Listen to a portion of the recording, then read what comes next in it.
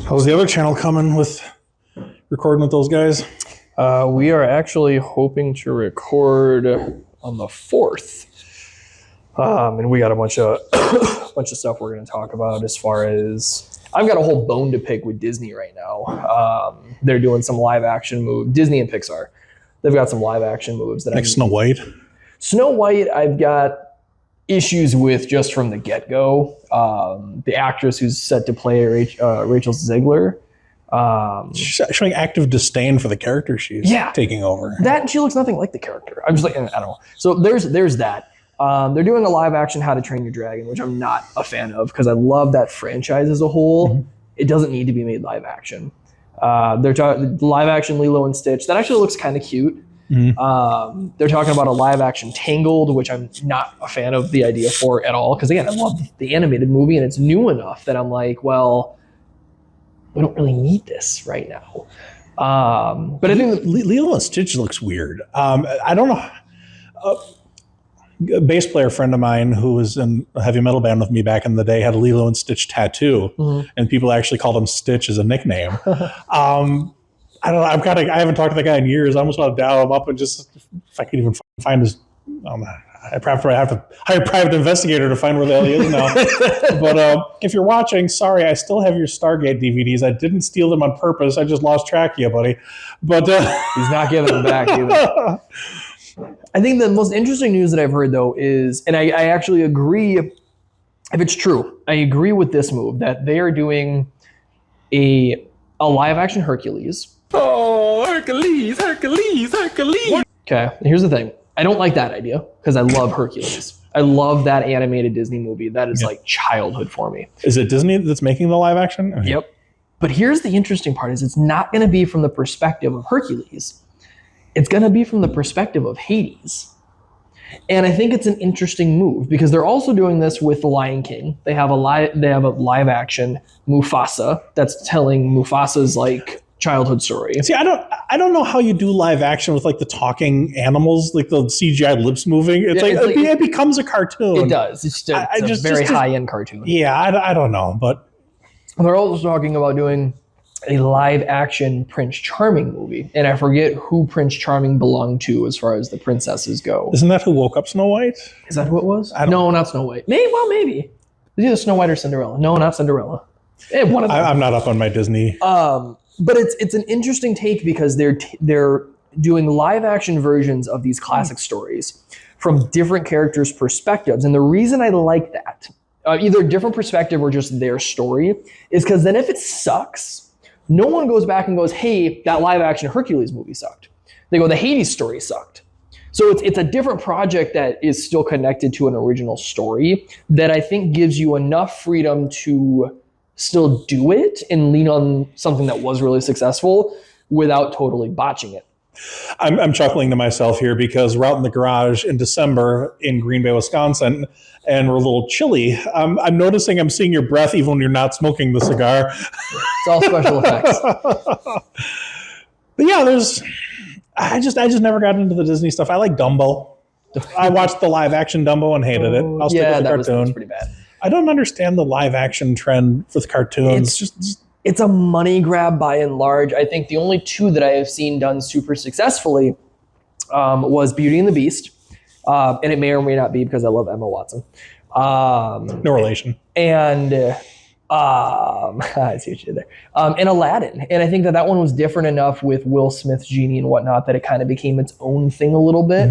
Mm-hmm. I never saw the Will Smith one. It's fun. But I found out that it was a Guy Ritchie movie. It was directed by Guy Ritchie. Shut up! Go look it up. Stop it! Who directed the live-action Aladdin movie? Guy Ritchie directed.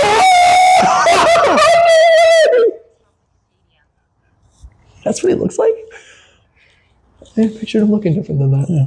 No way! Well, that explains why I liked it so much. That it just added to the damn repertoire. If you haven't watched this channel before, we're both Guy Ritchie fans. He turned me on to those movies. I think I watched Snatch once upon a time and kind of forgot about Guy Ritchie. And you had me watch The Gentleman. From there, I became a big fan of his work. That explains so much.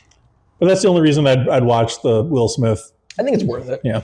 I mean, the Robin Williams one is definitely better, but yeah, I mean, You can't bring him back unless you do some computerized deep fake stuff, which seems a little, I don't know how the Robin Williams estate would feel about that. Yeah, and at that point too, I think we've all come to a point where we've come to peace with that, right? So it's like you don't want to, no pun intended, you don't want to dig that up. Yeah. Yeah, I don't know. Other than that, I mean, no, everything's been going good. I mean, gonna get a room full of idiots together and see what the hell happens in a few weeks. Sort of a programming note, most of the Reaction Lounge stuff from now on is going to be just me doing solo reactions and stuff like that, but I am going to bring this guy on occasionally. He's got to focus on his real channel, the one that actually matters. The one that predates this channel. And I will eventually record videos with my companion, Hugh Frank. We've just been having a lot going on in our lives. Haven't had any new content on my other channel in a couple months. Stop paying attention to your families. I know, right? I don't. But no, from now on, this is pretty much just going to be the Eric Wilford Watson channel, but I'm going to have this guy as much as I possibly can, just because who else am I going to sit here and smoke cigars with out in the garage and talk about absolute nonsense? Oh. Yeah. But Reaction Lounge ain't going anywhere, so hit that like and subscribe button. Who the knows what I'm going to put on this channel? I don't have any idea. I have some channels are all about reaction videos. Mm-hmm. You go to this channel to watch this person watch movies. Yep. There's reactions for songs. A lot of the old music that I like. There's a composer who listens to heavy metal music. Oh, and I love that kind of shit. Those channels always do just like one thing. Right. This channel is so fucking scattershot. Yeah, the only common denominator is it's me and or you giving opinions on shit. Yeah. Yeah. Speaking of heavy metal stuff, so because I know you've seen Polar Express once or twice, have you seen the supercut of the Train on the Ice scene? Oh, please tell me you've seen this. Okay, I don't know the name of the song. I'll have to find the clip for you later. But someone redubbed that scene and put a heavy metal song over it as you like watch the guy maneuver drifting this whole train over the frozen lake.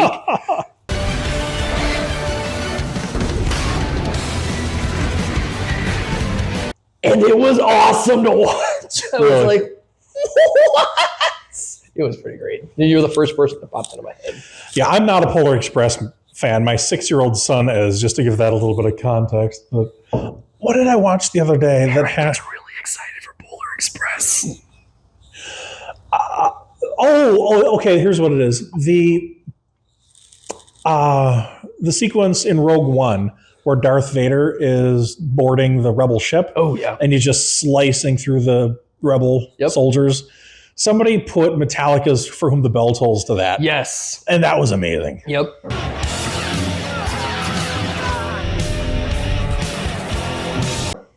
There was another. God bless the internet for that sort of thing. It's God bless people that have no time on their hands.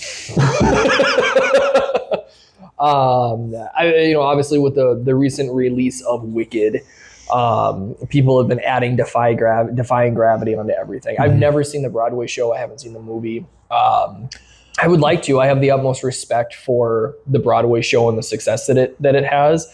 I don't want to see the movie until I get a chance to see that play. My buddy Hugh Frank watched the movie because his daughter is a really big fan of the play, so they went together.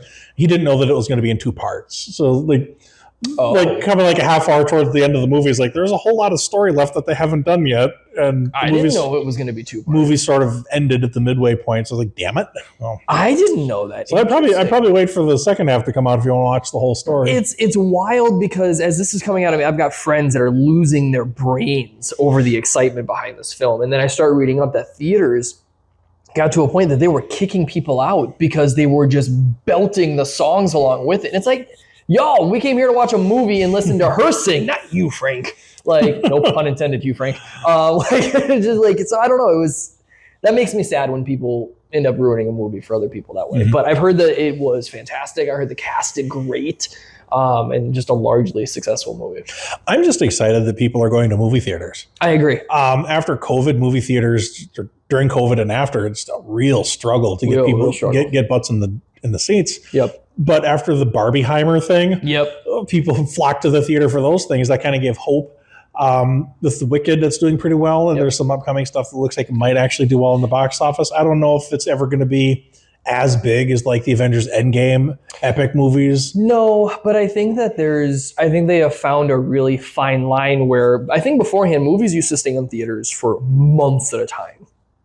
And then obviously during COVID and shortly after COVID, things were going straight to streaming. And they've now kind of seemed to have found this nice balance where it'll stay in theaters for maybe a month.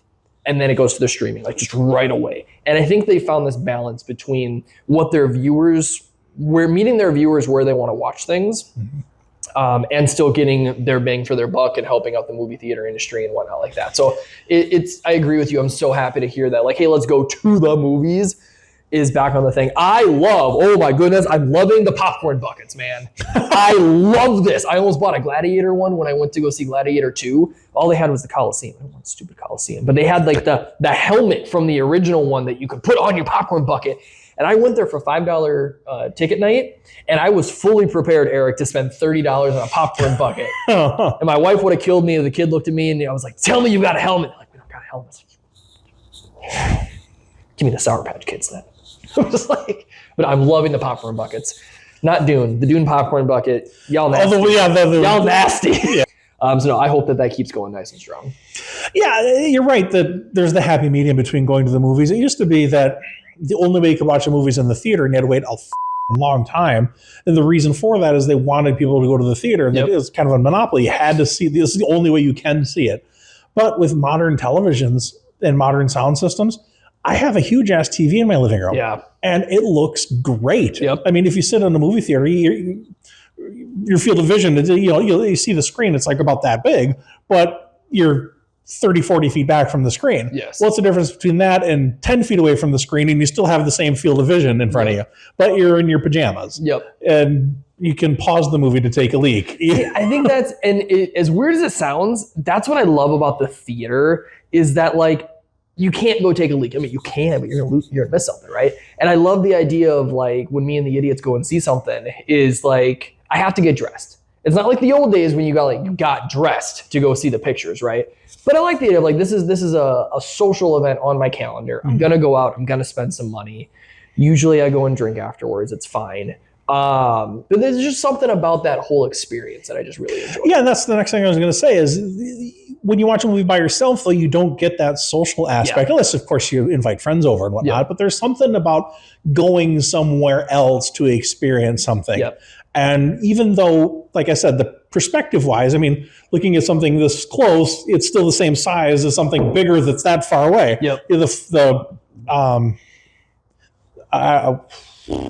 There's like forced perspective, I guess, illusion. But the sound system of having it's a bigger sound. Yeah. You can have good speakers on your TV, and you can have amazing speakers that boom and make loud noise, but it's still not anything like a gigantic room. It doesn't make your heart skip a beat. It doesn't have that fullness, no matter how good your speakers are and your TV, no matter how big your screen is.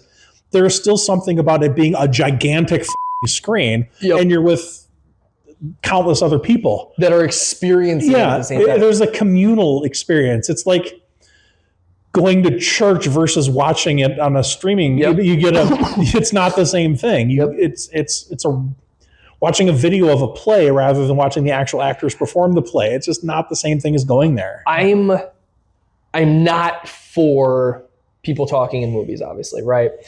But there is something to be said when you've got a jam-packed theater and something happens and it gets really quiet and you get that one guy, I've been that guy once or twice, that goes, well, that sucks, and the whole theater just dies. Like, there's those little moments because then that sticks with you and you're like, and all of a sudden they're just staring at each other and that guy in the front row goes, oh, like, shut up. That was funny, but shut up. Or something funny happens in the theater and you hear strangers laughing. Yeah. It enhances the experience of it being funny. It's like watching a stand-up comedian on your phone while you're pooping versus being in an actual comedy club. When you hear the people around you laughing and enjoying themselves, it's contagious. Yes, no, absolutely. And similarly, when you're in a movie theater and you're pooping, you get a better experience. Oh, wait a minute. I hate you sometimes.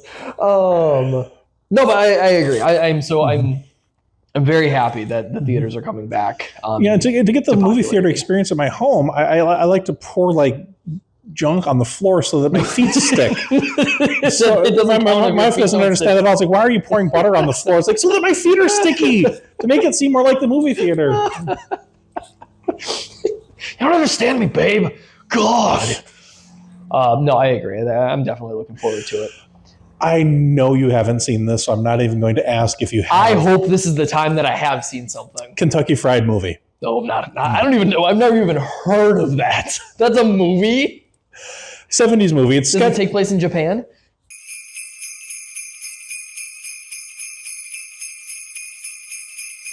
Part of it takes place in China, I think. But, Kentucky Fried Movie is sketch comedy. Okay. I made you watch The Naked Gun. Yes. Same people. Oh, God. Okay. Okay. But it's like a bunch of little comedy sketches. One of them is the feel around a movie theater. This guy goes to a movie theater to watch a movie. He like walks in halfway through the movie, sits down, and like a movie theater usher stands behind him wearing like a red suit, and as things are happening on the screen, he like does those things to the person. Oh my God. Oh, darling, I'm so sorry. Let me get you a towel or something.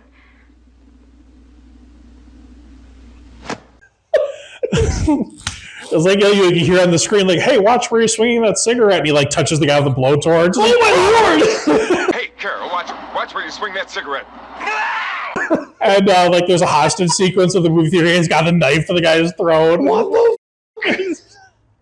That's funny. Immersive. That's right. Thank you for watching our feel around movie. Please stick around for our next movie. And the guy just like runs out of the theater. I highly recommend Kentucky Fried Theater. I'm going to put an out of context clip in it right here.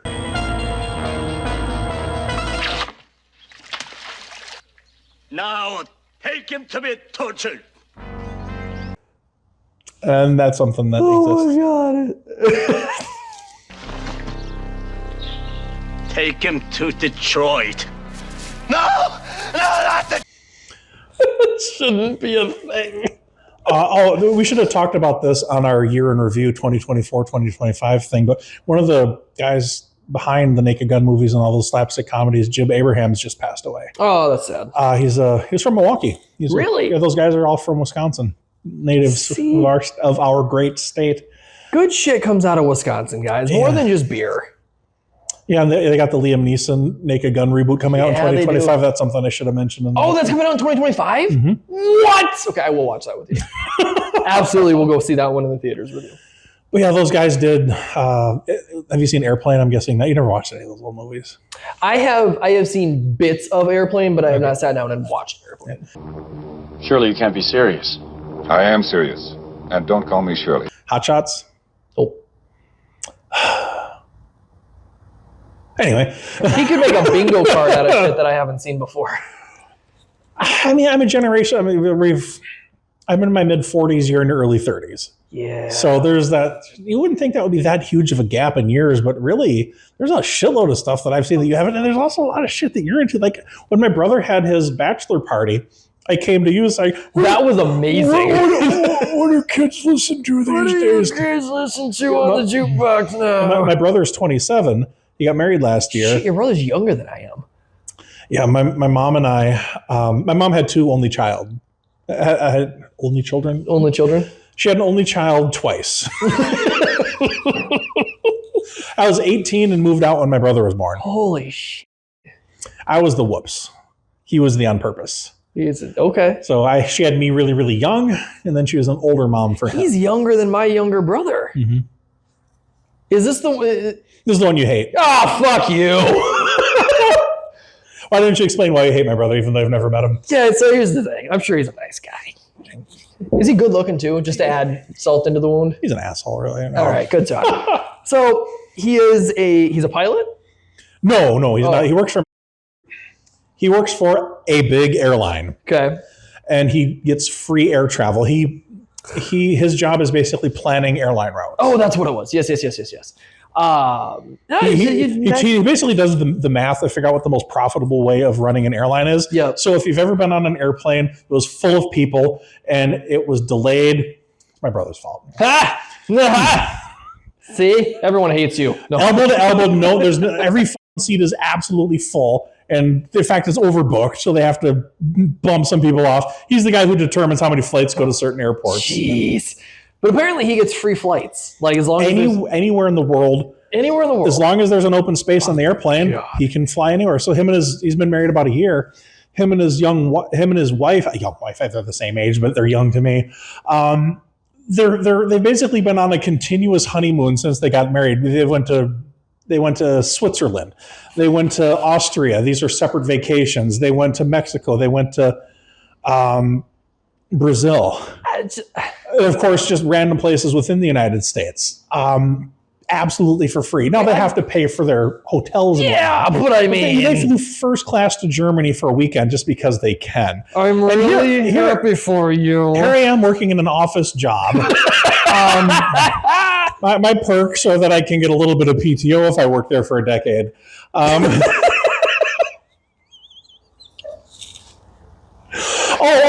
They brought Subway sandwiches to the office today. So I get that. You guys got Subway? Shit, we got Walmart. We work in the same office, just slightly different divisions. I'm so happy for you. Ooh. You guys did a really good job this season. Here's some Subway. Yeah, you can give me a bonus. That'd be nice. They had to change it up from the typical pizza party. But hey, I will never complain about free food. No, and that's just I won't either. No, and I like to travel, and I theoretically I could get some free air travel from him. He has what are like buddy passes. Mm-hmm. I'm probably going to do that after the new year to go visit him at some point. But yeah, just pure jealousy. That's all it is. 100%. But he worked for it. He earned it. He got it. And that's fair. Yeah, I mean, genuinely, I'm happy for you. He loved air travel since he was a little kid. So.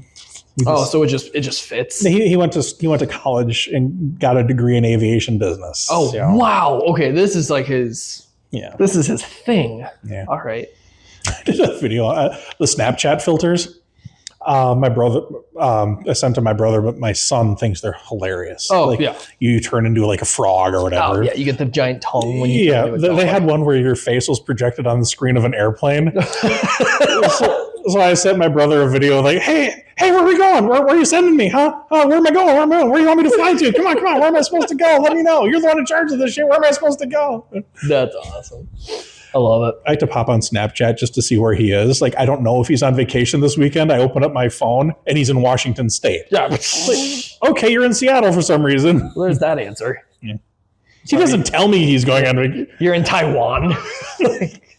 My Lord. Good for him, though. That's awesome. But yeah, he's coming up for Christmas, but I don't know when because he's flying standby, which really inconveniences everybody else. It's like, I have to plan around when he gets the free flight. Fuck you. I love you, little brother. No, but what we were talking about was because... How did we get on that? Because he's so much younger than me, I listened to music from the 80s and 90s and stuff before I was born. I love old 70s rock, 80s rock. I love heavy metal stuff. But he's more of a what's popular right now kind of guy. Yep. And I am just so out of touch with that. And I'm like, my buddy Steve is pretty close to his age. So I went to he was like, what do people under 30 listen to? I legit don't know. If I'm remembering correctly, I was pretty useless too, actually. He gave me some things. I think he mentioned a few like, I learned of the existence of Jelly Roll from you. Oh, I love me some jelly. Jelly's good. Yeah, Jelly Roll's good. Hey, how you doing? Man, I'm doing great. How are you? You're jellyfish, right? You're close. It's Jelly Roll. Anyway, guys, thank you so much for hanging out with us for a little while here. Make sure to like this video. Maybe don't like this video. I don't know what your thoughts are. Tell us about your interesting relatives. That's a candidate. You want to open that up to the internet, Eric? Make sure to give this video a like. Make sure to hit that subscribe button. Keep on following Eric as he continues to do awesome things for this channel. Like he said, once in a while he'll be able to bribe me back onto the channel here. But until next time, guys, cheers. Cheers.